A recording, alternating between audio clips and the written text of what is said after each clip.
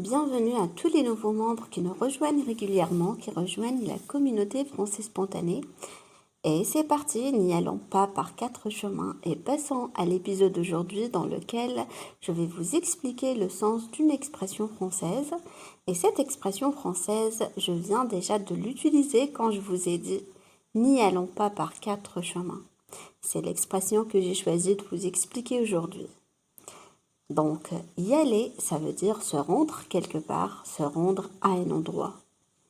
Et 4 chemins désignent un carrefour où se rencontrent 4 routes, symbolisant souvent un choix entre plusieurs directions possibles. Donc, si on prenait vraiment le sens propre, ça voudrait dire qu'on se rend quelque part, on va quelque part en utilisant 4 chemins différents, ce qui implique qu'on pourrait choisir n'importe quel chemin sans importance. Mais au sens figuré, cette expression signifie qu'une personne va directement au but sans tourner autour du pot ou sans être ambiguë. Elle exprime donc la notion de parler ou d'agir de manière directe et sans détour. Quand on utilise cette expression, on ne dit jamais « j'y vais par 4 chemins », car cela n'existe pas. On l'utilise toujours avec la négation, en disant « je n'y vais pas par 4 chemins ». Et cela signifie « je vais directement à l'essentiel ».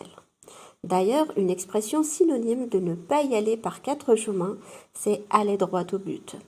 Donc, aller droit au but, ça veut dire je vais directement tout droit vers le but, vers mon objectif, et je ne cherche pas à vous parler d'autres choses qui ne sont pas en rapport avec le sujet. On va voir quelques exemples.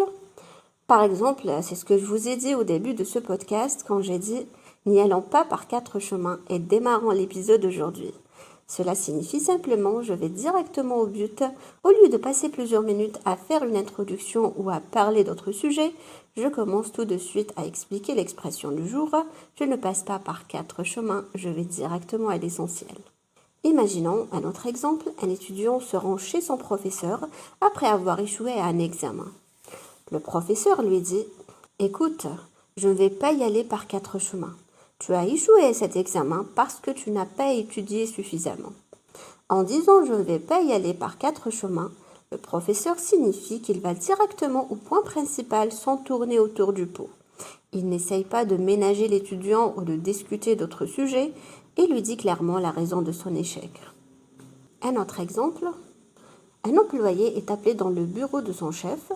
Le chef le regarde sérieusement et dit « Je vais être direct, je ne vais pas y aller par 4 chemins. Nous devons réduire les effectifs et malheureusement, nous sommes obligés de vous licencier. » En utilisant cette expression, le chef indique qu'il va droit au but, sans détour ni explication inutile pour annoncer la mauvaise nouvelle. Un dernier exemple. Imaginons que vous avez des soucis financiers et que vous avez besoin d'argent. Vous allez voir un ami, même si cela vous gêne un peu de lui demander de l'aide, vous lui dites « Écoute, je ne vais pas y aller par 4 chemins. C'est difficile pour moi, mais j'ai besoin que tu me prêtes 100 €. » En disant cela, vous signifiez que vous allez directement à l'essentiel, sans détour ni excuse. Si vous aviez pris des détours, vous auriez commencé par discuter d'autres sujets comme votre situation financière ou la perte de votre emploi, pour ensuite aborder la demande d'argent. Mais en choisissant de ne pas y aller par 4 chemins, vous exprimez immédiatement et clairement votre besoin. Donc je pense que vous avez bien assimilé et compris cette expression. C'est une chose que je trouve plutôt bien parce que, vous savez, j'en ai parlé dans le podcast La langue de bois. Il y a parfois des gens qui n'aiment pas vraiment être concrets et ne répondent pas directement aux questions. Ces personnes, elles y vont toujours par 4 chemins. Elles font de la langue de bois et évitent de répondre clairement et honnêtement. Donc voilà pour aujourd'hui, j'espère que tu as apprécié cet épisode. Je te rappelle que tu peux télécharger gratuitement la fiche PDF qui reprend toutes les explications et tous les exemples de ce podcast. C'est dans la description, tu peux y aller dès maintenant. Donc merci à vous, n'hésitez pas à me rejoindre sur mon cours gratuit sur YouTube. Chacun de mes articles est accompagné d'un fichier PDF qui est dans la description de cette vidéo. Si tu as aimé, mets un petit j'aime, un petit pouce en l'air, ça fait toujours plaisir et ça nous aide à choisir les sujets qu'on aborde sur la chaîne. Et bien sûr, abonne-toi à la chaîne YouTube de Français Spontané en activant les notifications pour ne rien manquer. Merci de m'avoir écouté et je vous dis à très bientôt pour un nouvel épisode du podcast.